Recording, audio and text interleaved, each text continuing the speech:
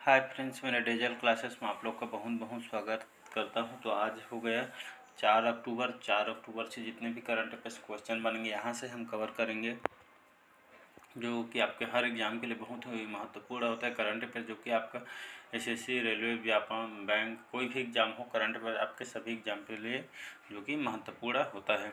तो चलिए आज का करंट अफेयर स्टार्ट करते हैं और डेली बेस पे करंट अफेयर्स पढ़ते हैं। तो अगर नए होंगे चैनल में तो सब्सक्राइब करके रख लीजिए, ताकि जैसे आपके पास नोटिफिकेशन आए वीडियो डलते ही। तो चलिए आज के करंट अफेयर स्टार्ट करते हैं। तो आज हमारा पहला क्वेश्चन, हाल ही में अंतर्राष्ट्रीय अहिंसा दिवस कब मनाया है? तो 30 सितंबर, 2 अक्टूबर, 1 अक्टूबर डी है, इनमें से कोई नहीं।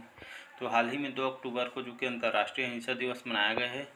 तो अंतर्राष्ट्रीय अहिंसा दिवस 2 अक्टूबर हर साल मनाया जाता है, क्योंकि महात्मा गांधी जी का जन्म दिवस होता है 2 अक्टूबर को। और संयुक्त राष्ट्र महासभा ने जो कि 2007 में एक प्रस्ताव में पारित करके जो कि 2 अक्टूबर को अंतर्राष्ट्रीय अहिंसा दिवस के रूप में मनाए जाने के यहाँ पे निर्णय लिया गया था। तो हर साल हम 2 अक्टूबर को महात्मा गांधी के जन्म दिवस पर अंतर्राष्ट्रीय अहिंसा दिवस मनाते हैं। तो इसका भी आपसे सही हो जाएगा 2 अक्टूबर। अगला क्वेश्चन देखते हैं, हाल ही संपन्न रक्तदान अमृत महोत्सव किस राज्य को दूसरा स्थान मिला है? तो गुजरात, तमिलनाडु, उत्तराखंड डी है, इनमें से कोई। हाल ही में संपन्न जो रक्तदान अमृत महोत्सव में जो कि आपके उत्तराखंड राज्य को दूसरा स्थान मिला है। तो यहाँ पे बात करते हैं उत्तराखंड। तो यहाँ की जो विंटर सीजन में यहाँ की कैपिटल आपका देहरादून होता है, और समर सीजन में यहाँ की कैपिटल आपका गैरसैंण होता है। और यहाँ के पुष्कर सिंह धामी वर्तमान में यहाँ के मुख्यमंत्री हैं। पूर्व लेफ्टिनेंट जनरल गुरमीत सिंह वर्तमान में यहाँ के उत्तराखंड के राज्यपाल हैं। तो हाल ही में रक्तदान अमृत महोत्सव में उत्तराखंड जो कि दूसरा स्थान इस राज्य को मिला है। तो इसका सी ऑप्शन सही हो जाएगा। अगला क्वेश्चन देखते हैं, हाल ही में Indo American chambers of commerce के नए अध्यक्ष किसे चुना गया है? तो ननिल नेगी, ललित भसीन, अजय श्रीवास्तव डी है, इनमें से कोई नहीं। तो हाल में Indo American chambers of commerce के नए अध्यक्ष आपके ललित भसीन को चुने गए हैं। तो इसका भी आपसे सही हो जाएगा ललित भसीन। तो Indo American chambers of commerce जो कि यहाँ 1968 में स्थापित इंडो अमेरिकन जो कि चैम्बर ऑफ कॉमर्स जो कि भारत का अमेरिका का आर्थिक जुड़ाव और समन्वय करने वाला जो कि शीर्ष द्विपार्श्व चैम्बर है।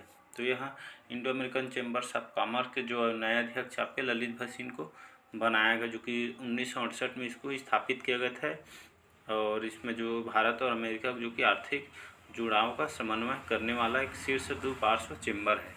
इसका भी ऑप्शन सही हो जाएगा, ललित भसीन को नया अध्यक्ष इनको बनाया गया है। अगला क्वेश्चन है, हाल ही में किस राज्य में 15वें अंतर्राष्ट्रीय सूफी रंग फेस्टिवल का उद्घाटन किया जाएगा? गुजरात, महाराष्ट्र, राजस्थान डी है, उत्तर प्रदेश। तो हाल ही में राजस्थान में जो कि 15वें अंतर्राष्ट्रीय सूफी रंग फेस्टिवल के यहाँ पे उद्घाटन किया जाएगा।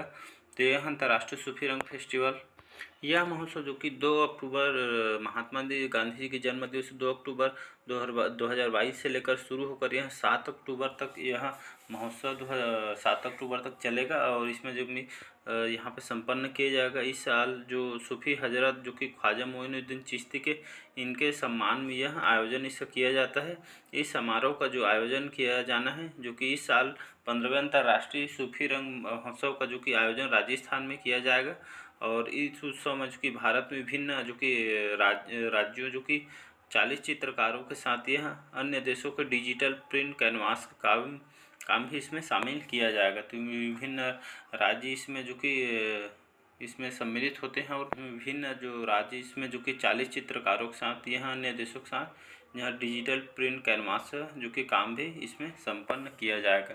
तो इसका सी ऑप्शन सही हो जाए, राजस्थान में जो कि 15वें अंतर्राष्ट्रीय सूफी रंग का फेस्टिवल का उद्घाटन किया जाएगा। तो यहाँ पे बात करते हैं तो राजस्थान की राजधानी है जयपुर। अशोक गहलोत वर्तमान में यहाँ के मुख्यमंत्री हैं। कलराज मिश्र वर्तमान में यहाँ के राज्यपाल हैं। तो याद रखिए 15वें अंतर्राष्ट्रीय सूफी रंग फेस्टिवल का उद्घाटन राजस्थान में किया जाएगा, जो कि यहाँ आपके यहाँ पे जो इसका फेस्टिवल जो कि यहाँ विभिन्न चित्रकारों द्वारा इसका आयोजन किया जाता है। अगला क्वेश्चन देखते हैं, हाल ही में 36वें राष्ट्रीय खेलों में हरियाणा के अनवीश ने कौन सा पदक जीता है? तो रजत, स्वर्ण, आपका कांस्य डी है, इनमें से कोई नहीं। हाल ही में 36वें राष्ट्रीय खेलों में हरियाणा के जो अवनीश हैं जो कि इन्होंने स्वर्ण पदक जीता है।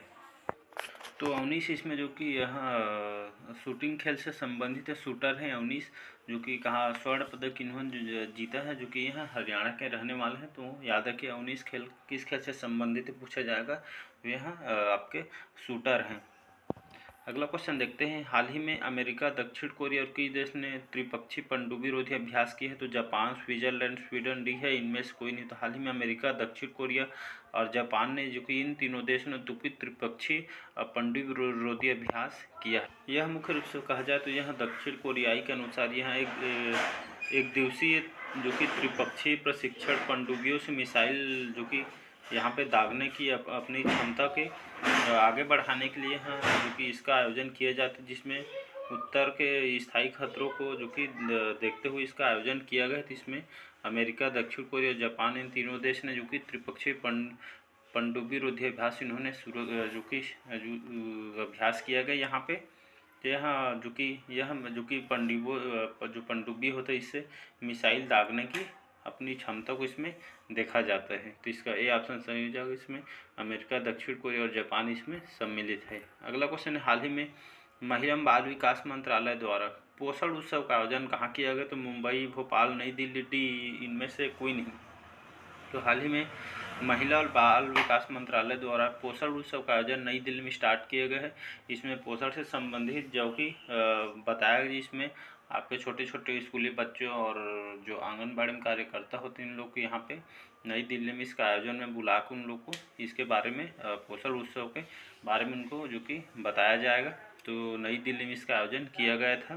तो इसका सी ऑप्शन सही हो जाएगा। अगला क्वेश्चन देखते हैं। हाल ही में नागालैंड किस राज्य में अतिरिक्त 6 महीनों के लिए जो कि अपस्पा का विस्तार हुआ है? तो मणिपुर, अरुणाचल प्रदेश, मिजोरम डी है, इनमें से कोई नहीं। तो हाल ही में नागालैंड और अरुणाचल प्रदेश में जो कि यहाँ पे 6 महीनों के लिए अपस्पा का विस्तार हुआ है। तो यह अपस्पा मुख्य रूप से इसको कहा जाता है, जो कि अपस्पा का मतलब होता है जो कि सशस्त्र बलों को जो कि यहाँ पे निरंकुश जो कि शक्तियाँ देता है। जिसमें उदाहरण के लिए कहा जाए तो इन्हें जो कि अपस्का जो इसमें जो कि कानून का जो कि उल्लंघन करने वाले या हथियार और गोला बारूद रखने वाले किसी भी व्यक्ति को खिलाफ गोली चलाने की अनुमति देना, जो कि भले ही इससे जो व्यक्ति की मृत्यु हो जाए, इसमें सशस्त्र बलों को जो कि फुल जो कि शक्तियाँ दी जाती है। जो व्यक्ति यहाँ पे बारूद, गोला बारूद और हथियार रखते हैं, जो कि इसके खिलाफ व्यक्ति को यहाँ पे जो कि गोली चलाने की इसमें अनुमति दे दी जाती है।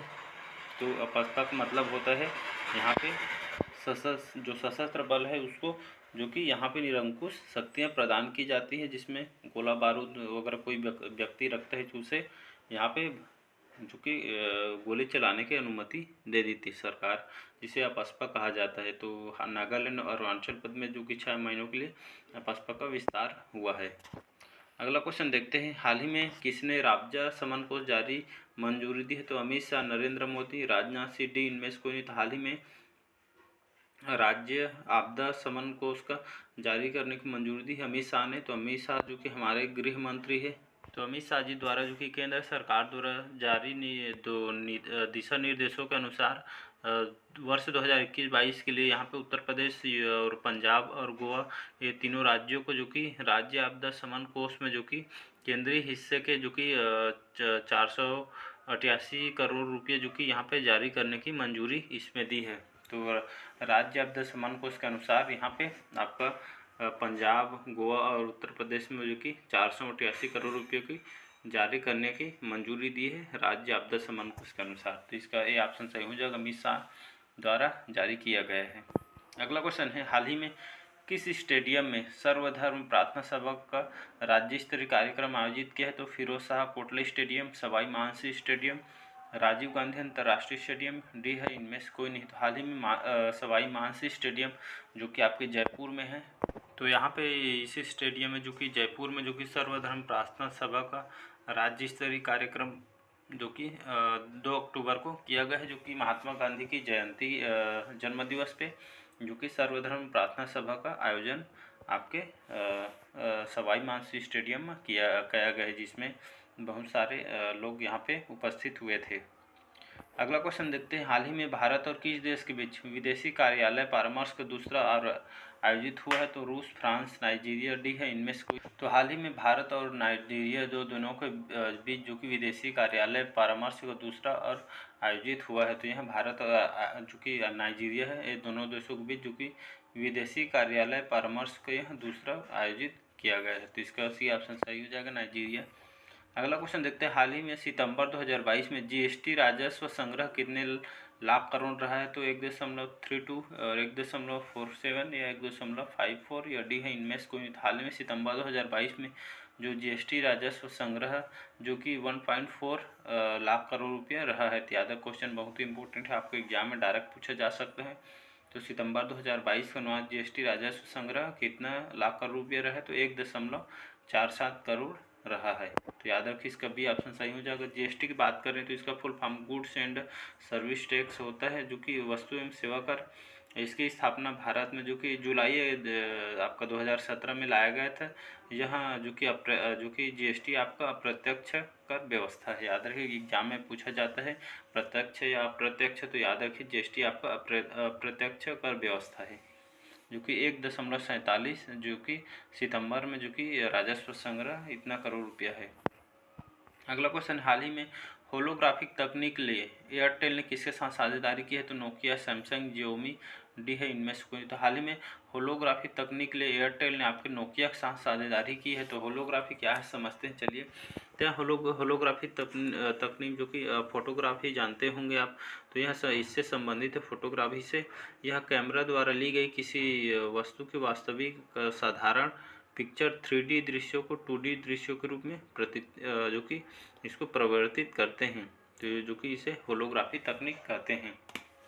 तो इसका यहाँ पे इस तकनीक के लिए एयरटेल ने आपके नोकिया के साथ साझेदारी की है। अगला क्वेश्चन देखते हैं, हाल ही में किस संस्थान ने भारत के प्रतिष्ठित विरासत वस्त्र शिल्प सूची का अनावरण किया है? तो WHO, UNESCO, NITI Aayog, D है इनमें से कोई नहीं।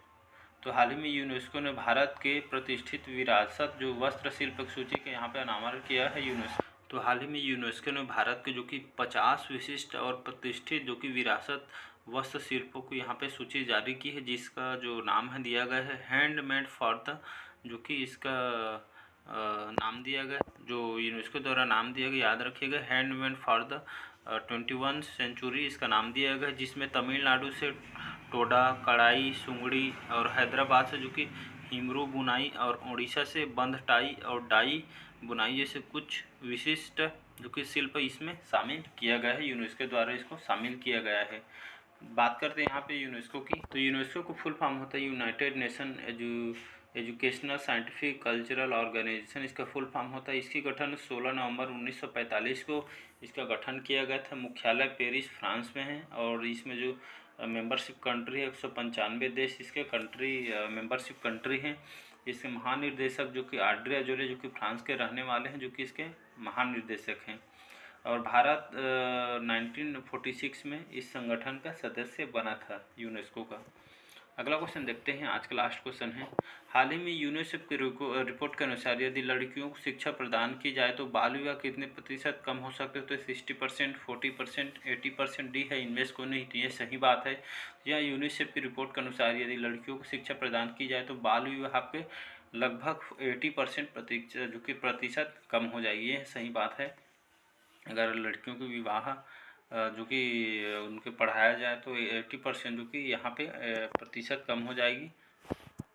इसलिए लड़कियों को बढ़ावा देना चाहिए, उन लोग को पढ़ाई में जागरूकता देने के लिए, जो कि यूनिसेफ की रिपोर्ट के यहाँ पे देख सकते हैं 80% यहाँ पे बाल विवाह रुक जाए। तो याद रखिएगा, इसे 80% सही हो जाएगा, जो कि यूनिसेफ की रिपोर्ट के अनुसार ये आंकड़ा लगाया गया कि यदि लड़कियों को शिक्षा प्रदान की जाए तो 80% बाल विवाह जो कि यहाँ पे 80% कम हो जाएगा। यूनिसेफ की बात करते हैं, अभी बताइए United Nation International Children's Emergency Fund, जो कि इसका फुल फॉर्म होता है, गठन 1946 में इसका किया गया है। मुख्यालय न्यूयॉर्क सिटी में इसका हेडक्वार्टर है।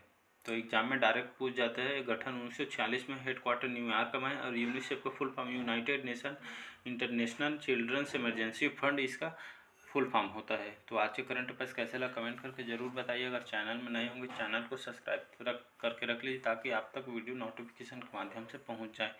तो चलिए नेक्स्ट मिलते हैं। Thank you.